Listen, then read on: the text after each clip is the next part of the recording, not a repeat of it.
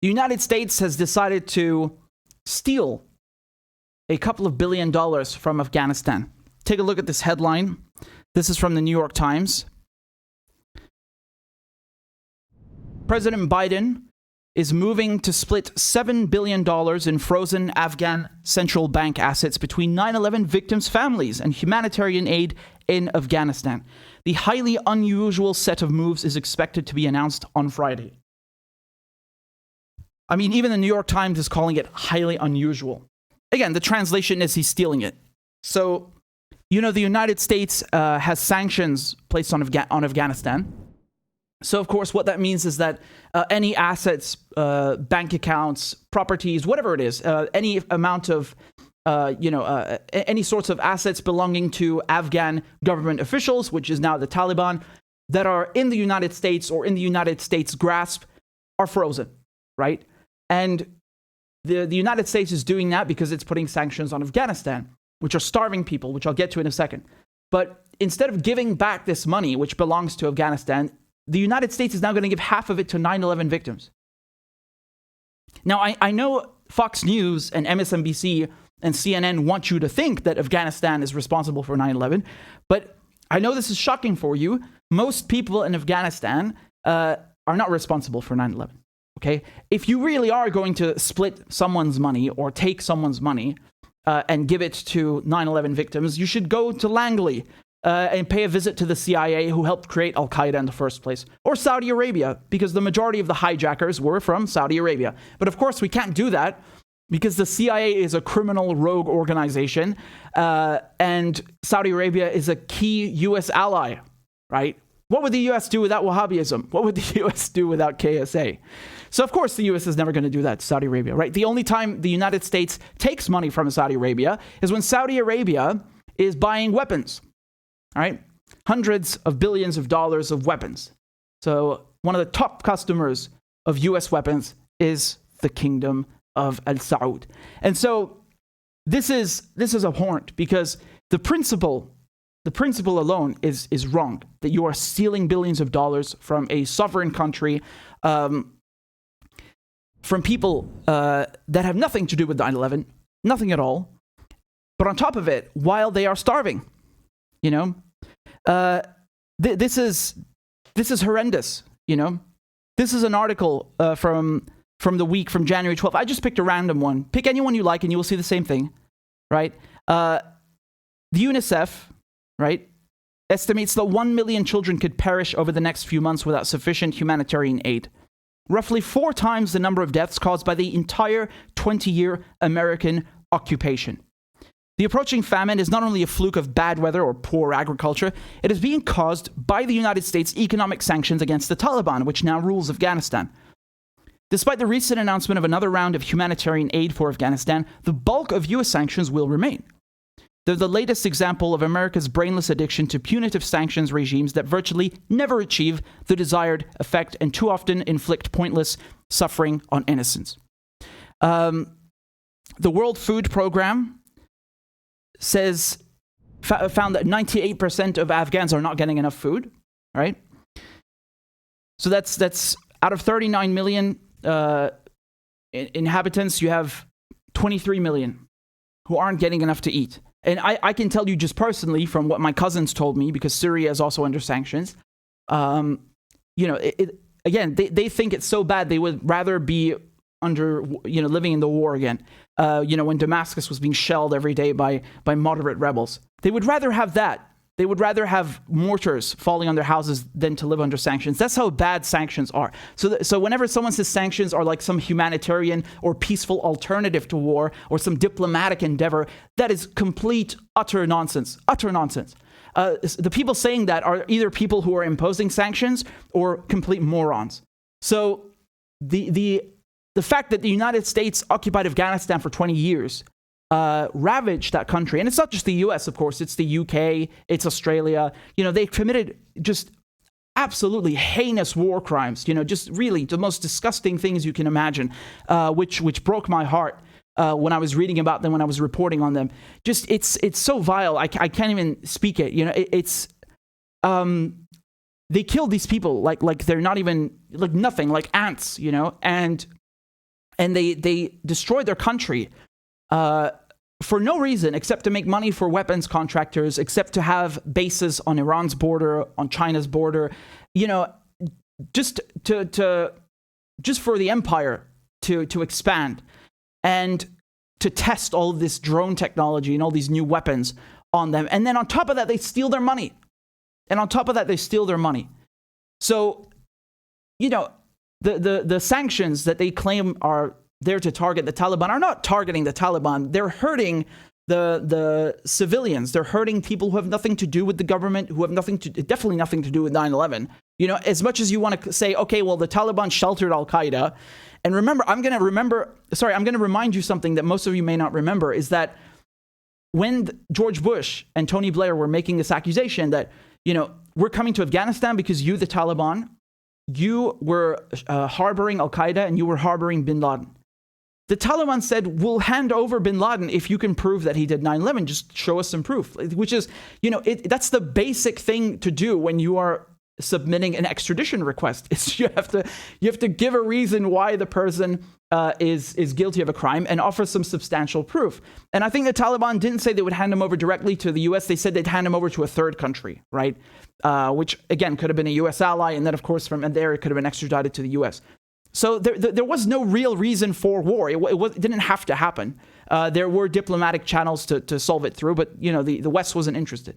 And again, I don't need to remind you that bin Laden, al-Zawahiri, the Al-Qaeda leadership were being funded by the United States during the Cold War. So if these people rose to such a position that they could carry out these attacks, well, you're at least in part responsible for that. Not the people in Afghanistan, the civilians in Afghanistan. That's not their fault. Your failure to defend yourself on that day, that's not Afghans' fault. The attack itself is not Afghans' fault. And so this is really another sick demonization of the global South, and just disgusting. I want to read to you here the article from the New York Times. They say the president intends to use the Afghan central bank's assets to fund needs in Afghanistan amid a humanitarian disaster and compensate victims of the 9/11 attacks. Right? So Biden is starting to clear a legal path for relatives of victims of 9/11 attacks to pursue $3.5 billion that Afghanistan's central bank had deposited in New York before the Taliban takeover, while also seeking to steer a roughly equal amount towards spending to aid the Afghan people. Biden issued an executive order Friday morning invoking emergency powers to consolidate and freeze all $7 billion of the total assets the Afghan central bank kept in New York. The administration said it would ask a judge for permission to move $3.5 billion to a trust fund it would set up to support the needs of the Afghan people, like for humanitarian relief. And again, when they say it's going towards humanitarian relief, they're basically just going to launder the money through these Western NGOs, which again, I'm not saying every NGO is evil or something, but that's not aid. You aid a country, you help Afghanistan by not fucking bombing it. You help Afghanistan by not destroying it, by not occupying it for 20 years. That's how you help Afghanistan. You don't destroy it and then decide, we can give you back some of your crumbs to help you because we're so generous and benevolent. They're confiscating the Afghan central bank's assets that were put in New York. So you see these countries, the governments of these countries, they put money in the West, trusting these institutions, which is, the biggest mistake. And this is what happens. Look at Venezuela. Venezuela has around $1 billion worth of gold in the Bank of England, right, which is in the city of London, which is the district in London, right, the city of London. So the financial district. And what happened to that gold? It's been taken, right? So the British government, which is part of this plot with the United States to get rid of the Venezuelan Maduro government, because they don't like him, they've said, well, we don't recognize you as the legitimate leader of Venezuela. And now you have this legal battle going on. So you have the Venezuelan government, the democratically elected Venezuelan government, the true representative of the Venezuelan people, in British courts, battling with this puppet called Juan Guaido that people in Venezuela have never even heard of, but he's backed by the US and the UK, so that's what counts, right? And they're trying to battle who is the legitimate government that the UK will recognize, the legitimate Venezuelan government, and that person will then get the gold. So the reason they did this, one of the reasons they did that, is because Venezuela has been crippled by sanctions, right? So even though Venezuela has the largest oil reserves in the planet, it can't refine it. It's got too much crude, and it can't refine it into fuel because the infrastructure has been decimated. So what they've been doing is Venezuela has been trading gold with Iran, right? The Iranians receive gold, and they give the Venezuelans fuel in exchange. And you've had multiple tankers going off to Venezuela. And that's why they stole the gold, right? So they said, oh, you're going to circumvent the sanctions by buying fuel with gold. We're going to take your gold, so you can't have it. And this is, again, just, it's disgusting, really. Because, I really think it embodies, it's really it really, in the true sense of the phrase, this is adding insult to injury. Really. This is really adding insult to injury. So let me just go back to the article over here. The money belonging to the Afghan Central Bank, known as DA or Da Afghanistan Bank, includes assets like currency, bonds, and gold. Much of it came from foreign exchange funds that accumulated over the past 20 years, a time when the US and other Western countries were donating large sums to Afghanistan, helping generate that activity. Right? Alex Zerden, a former top US Treasury Department official in Afghanistan, characterized the central bank reserves as a kind of rainy day fund for the Afghan people. In addition, about $500 million of the bank's assets correspond to the reserves of commercial banks in Afghanistan, which by law must keep a certain amount of their deposits, including the savings of ordinary Afghan people at the central bank. Those assets are owned by the Afghanistan Bank, which it owes, but it owes the same amount to the commercial banks. So, really, if we're being honest here, these are crumbs. I mean, $7 billion, even if the U.S. gave it back in full, is really nothing. It's nowhere near enough to help Afghanistan rebuild, recover at all. Don't even think about it. But on top of that, they even take half of it under the pretext of 9/11. So let me be clear: they don't give a shit about 9/11 victims. They're taking it and using that tragedy as an excuse to do it. That's all it is. They're just trying to screw the Taliban and the Afghan government. That's it. Interesting, though, how the U.S. does this, because I think after Libya, I think it was the Lockerbie bombing, right? I don't know how many of you know that, the story about the Lockerbie bombing, but it's a very infamous terrorist attack on a commercial airliner. They blamed Gaddafi for it. And so that's one incident, the Lockerbie bombing. And then you had the hostage crisis, or the U.S. embassy takeover in Tehran during the Iranian Revolution. The U.S. U.S. citizens went to court in the U.S. to sue the Libyan government, to sue the Iranian government, and get paid damages, right? So, and the same thing here with, look here. In September, a group of about 150 relatives of 9/11 victims who years ago won a default judgment after suing targets like Al-Qaeda and the Taliban in a case known as Havlish persuaded a judge to dispatch a U.S. Marshal to serve the legal department of the Federal Reserve of New York with a writ of execution to seize the money. So you have people who are, family, relatives of 9/11 victims who are suing here the Taliban. And this is what the U.S. does, right? So if you can sue a foreign government in U.S. court, and then the U.S. will use sanctions or steal money from those governments to pay it in damages, which is a very rogue way of doing things. You should have an international court of justice that deals with these things, not the U.S. Internally deciding these affairs, because it's inherently biased. And I want to say another thing is that when I was covering the case of David Mendoza, right, who this is related to Assange because he was given he was extradited from Spain to the US in 2009, and they gave him also diplomatic assurances like they're giving Assange now, and they broke them. And when Mendoza got back, one of the only conditions that he was able to return to Spain, because the US wouldn't return him, even though the Spanish courts had said you must return him to serve a sentence in Spain. The only way he got back to Spain is by dropping his lawsuit, his civil suit against the U.S. government, right? Because he was suing them for breach of contract. And my point here is that when David Mendoza got back to Spain, he was like, okay, you know what? I'm going to sue the U.S. from Spain. Because while he was in prison, he was reading all these law books and seeing like the Lockerbie bombing, the U.S. embassy takeover, how U.S. citizens in the U.S. had sued foreign governments. And he tried to sue the United States from inside Spain, and it turns out didn't work. So Spain had passed a law giving immunity to state actors. So the U.S. was immune from being sued. I mean, which is, I really tells you everything you need to know, how dirty they play these games, right? It's really nasty. And of course, I went into detail when I was covering his case how the Spanish government was in cahoots with the U.S. government. It's really just another European state doing the bidding of the United States. And there's no sense of justice. Forget about that. It's the United States acting like the mafia. They will steal your money if you don't do what you're told.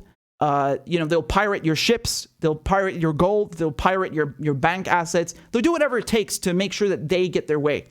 And I think this is really revolting that they're destroying Afghanistan further like this. I really think it's revolting. Sanctions never work. The only thing they do is hurt civilians. That's a fact. That is a fact. And you go and ask anyone in Syria, you go ask anyone in Iran, in Venezuela, in Cuba. Cuba's been under sanctions for 60 years. Ask them what sanctions are like. Have they worked in their stated goal? Absolutely not. Right? Absolutely not. The only thing they do is they harm the civilians. And they know this.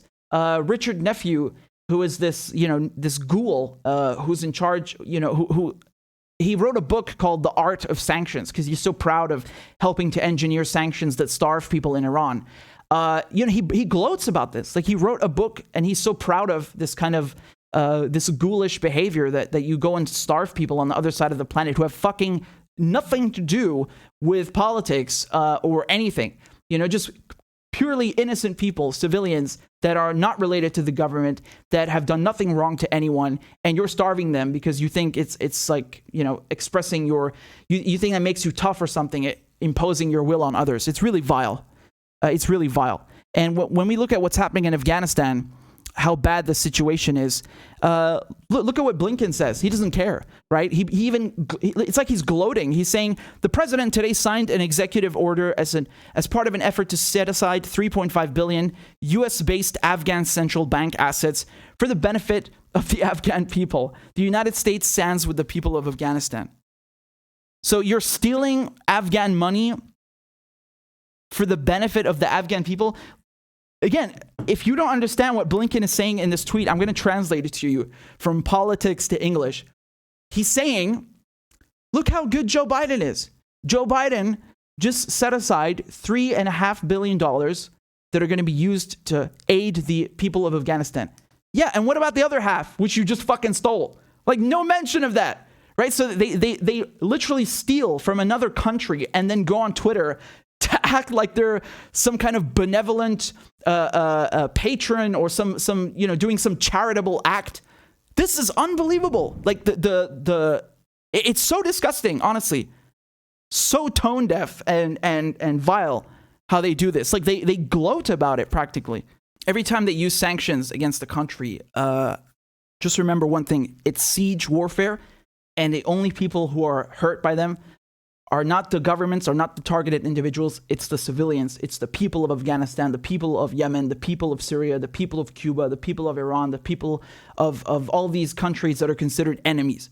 And they never achieve the stated goal. The people at the State Department and the Treasury and the White House who are engineering this starvation, who are engineering these man-made crises, know exactly what they're doing. I can assure you they have teams of people who sit down and calculate the damage that this is going to do. They know 100%. They know full well what they are doing, and they do it anyway.